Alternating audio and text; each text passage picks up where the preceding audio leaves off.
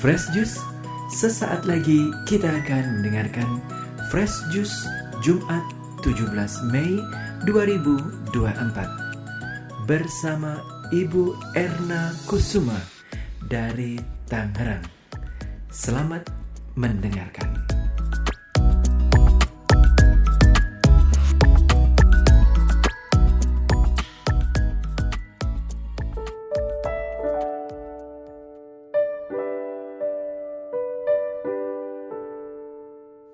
Para pendengar dari Fresh Juice dimanapun berada, hari ini gereja mengajak kita untuk mendengarkan dan merenungkan bagian akhir dari Injil Yohanes bab 21 ayat 15 sampai dengan ayat 19 yang menuliskan tentang perintah eksklusif dari Yesus kepada Rasul Petrus. Gembalakanlah domba-dombaku. Inilah Injil suci menurut Yohanes. Yesus yang telah bangkit menampakkan diri kepada murid-muridnya. Sesudah mereka sarapan, Yesus berkata kepada Simon Petrus, "Simon, anak Yohanes, apakah engkau mengasihi aku lebih daripada mereka ini?" Jawab Petrus kepadanya, "Benar Tuhan, engkau tahu bahwa aku mengasihi engkau." Kata Yesus kepadanya, "Gembalakanlah domba-dombaku." Kata Yesus pula kepadanya untuk kedua kalinya, "Simon, anak Yohanes, apakah engkau mengasihi aku?" Jawab Petrus kepadanya, "Benar Tuhan, engkau tahu bahwa aku mengasihi engkau." Kata Yesus kepadanya, "Gembalakanlah domba-dombaku." Kata Yesus kepadanya untuk ketiga kalinya, "Simon, anak Yohanes, apakah engkau mengasihi aku?" Maka sedihlah hati Petrus karena Yesus berkata untuk ketiga kalinya, "Apakah engkau mengasihi aku?"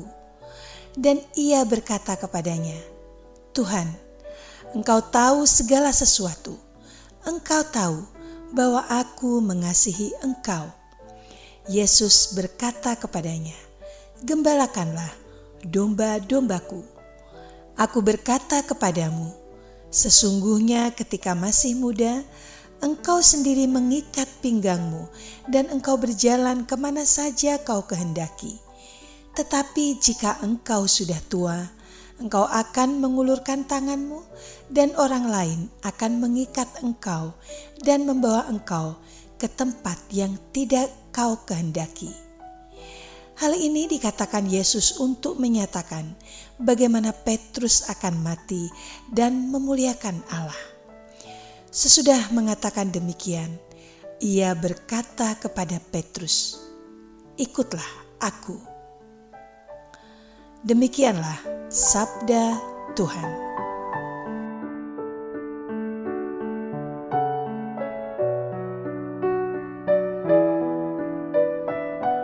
Para pendengar setia dari Fresh Juice yang dikasihi Tuhan, Yesus menetapkan Petrus untuk meneruskan tongkat estafet menggembalakan umat. Entah bagaimana perasaan Petrus saat itu. Yang terungkap adalah perasaan sedih karena sampai 3 kali Yesus menanyakan hal yang sama. "Apakah engkau mengasihi aku?"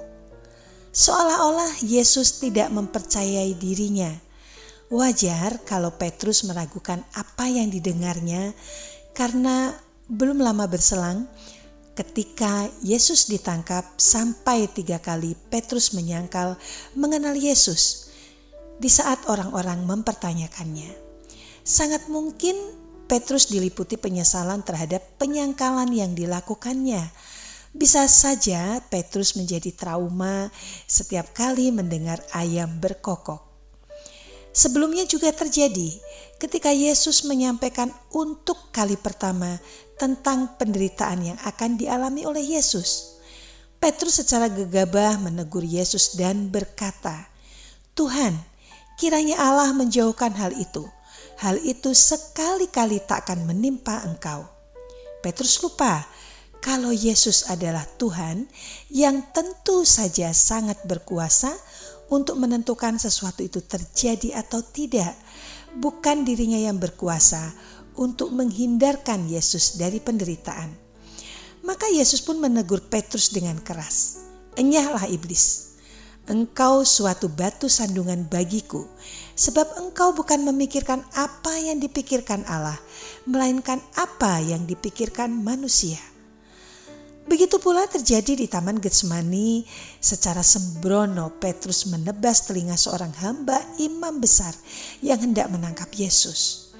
Petrus merasa dirinya seolah seorang jagoan yang mampu melindungi Yesus. Makanya Yesus kembali mengingatkan Petrus, "Apakah kau sangka aku tidak dapat berseru kepada Bapakku supaya ia segera mengirim lebih dari 12 pasukan malaikat untuk membantu aku?" Petrus melakukan semua itu oleh karena sangat mengasihi Yesus. Jadi secara spontan ia bertindak menurut apa yang dianggapnya benar. Kesetiaan Petrus kepada Yesus tidak dapat diragukan lagi. Misalnya ketika orang-orang pergi meninggalkan Yesus karena mereka tidak dapat menerima ajaran Yesus tentang roti hidup, dan ketika Yesus bertanya, "Apakah kamu tidak mau pergi juga?" Dengan tegas Petrus menjawab, "Tuhan, kepada siapakah kami akan pergi? Perkataanmu adalah perkataan hidup yang kekal, dan kami telah percaya dan tahu bahwa Engkau adalah yang kudus dari Allah." Nampaknya Petrus akhirnya menyadari kalau tugas menggembalakan umat itu bukanlah tugas yang enak atau menyenangkan, melainkan tugas yang sangat berat, mengingat situasi saat itu yang sangat tidak kondusif. Terlebih lagi Yesus berkata perihal bagaimana Petrus akan menemui ajalnya. "Engkau akan mengulurkan tanganmu dan orang lain akan mengikat engkau dan membawa engkau ke tempat yang tidak kau kehendaki." Setelah Roh Kudus turun atas Petrus dan para rasul lainnya, serta-merta Petrus yang lemah dan ketakutan menjadi tegar dan siap menghadapi seburuk apapun situasi dan keadaannya pada waktu itu. Petrus pun menjelma menjadi batu karang yang kokoh dan siap menderita demi memuliakan Yesus. Ia memang menjadi batu karang cikal bakal gereja. Ketika saatnya ia mesti menyerahkan nyawa sebagai martir, ia meminta agar disalibkan secara terbalik dengan kepala di bawah dan kaki di atas. Para pendengar yang dikasihi Tuhan, mungkin sangatlah jauh jika kita dibandingkan dengan Petrus dalam hal kasih dan kesetiaan kepada Yesus.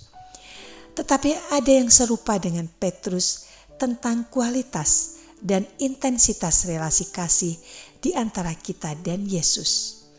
Petrus mengalami pasang surut dalam relasinya dengan Yesus. Barangkali kita juga demikian. Tapi Yesus sangat konsisten dengan kasih-Nya, tidak pernah mengenal pasang surut. Di saat kita menjauh darinya karena perbuatan dosa, Yesus tetap mengasihi kita. Sedangkan kita sendiri, jika memang benar-benar mengasihi Yesus, maka kasih kita seperti deburan ombak di pantai. Terkadang tenang, terkadang menggebu-gebu, tetapi tidak pernah berhenti. Itu terjadi karena ada dorongan angin dari tengah laut, dan tanpa adanya dorongan, maka tak akan terjadi ombak. Oleh karena itulah kita senantiasa berharap Roh Kudus membangkitkan dorongan berupa iman dan harapan agar kasih kita kepada Yesus dapat bergelora. Roh Kudus yang juga disebut sebagai roh penghibur, roh kebenaran, dan roh penyelamat, tentunya akan dengan setia mendampingi kita, terutama di saat-saat kita merasa kalau Tuhan berbuat sesuatu tidak seperti yang kita harapkan.